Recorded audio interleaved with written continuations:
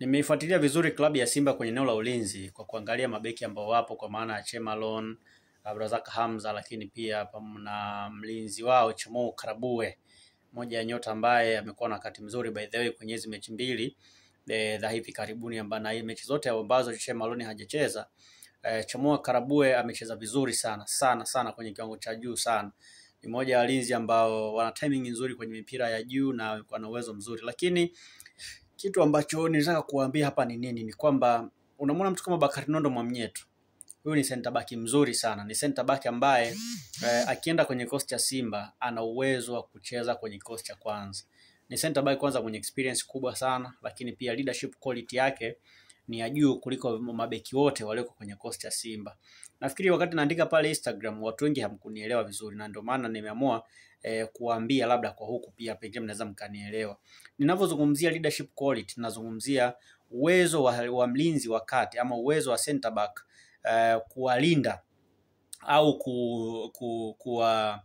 kuwajenga wachezaji wenzake wakati mchezo unaendelea. Sio tu kuwalinda, yani kuwajenga wachezaji wenzake wakati mchezo unaendelea, namna ya kuzungumza nao, kupunguza pressure, ndio kitu ambacho nakizungumza, kuwapanga wachezaji wenzake. Leadership quality ya Bakari Nondo Mwamnyeto ni ya juu kuliko walinzi wote wa Simba.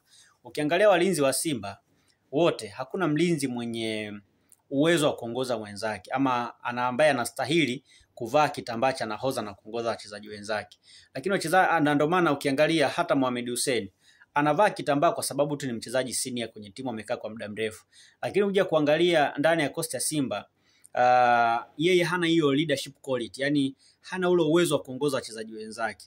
Ila kwa sababu amekaa kwenye timu kwa muda mrefu, amepewa na thamani ya kupewa captain. Lakini mtu ambaye ana sifa za kuwa captain pale Simba ni Fabrice Ngoma, ambaye by the way kwenye lugha huyu anaongea Kifaransa tu, hata Kiingereza hajui vizuri. Kwa hiyo huwezi kumpa captain kwa sababu asilimia kubwa wachezaji hawezi kuzungumza nao.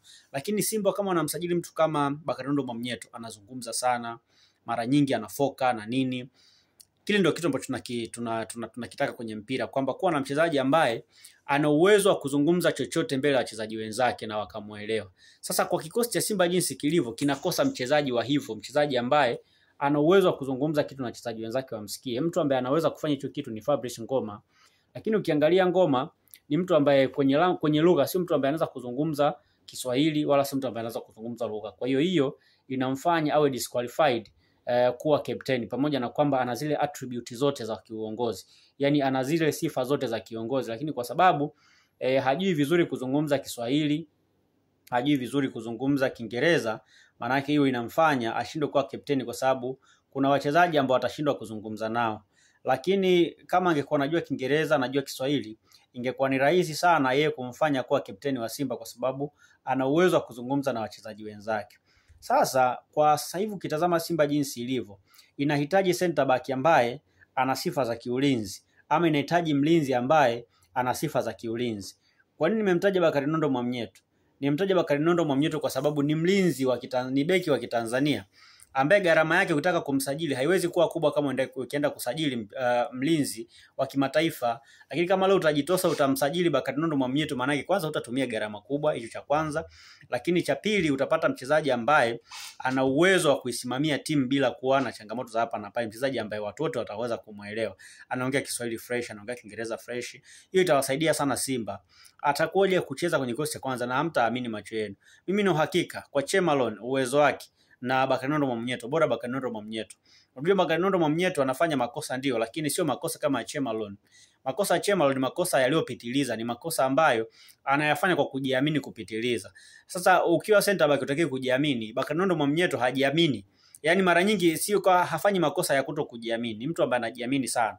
Lakini makosa ambayo anayafanya Bakari Nondo Mwamnyeto yako kwenye kasi, ambao kwenye kasi unaweza kulimit kimbinu uwanjani, kwamba hata kama mchezaji wako hana kasi unaweza kumlimit kimbinu na mambo yakaenda vizuri tu. Kwa mfano, unamwona Chemalon, unamwona Chamo Karabue.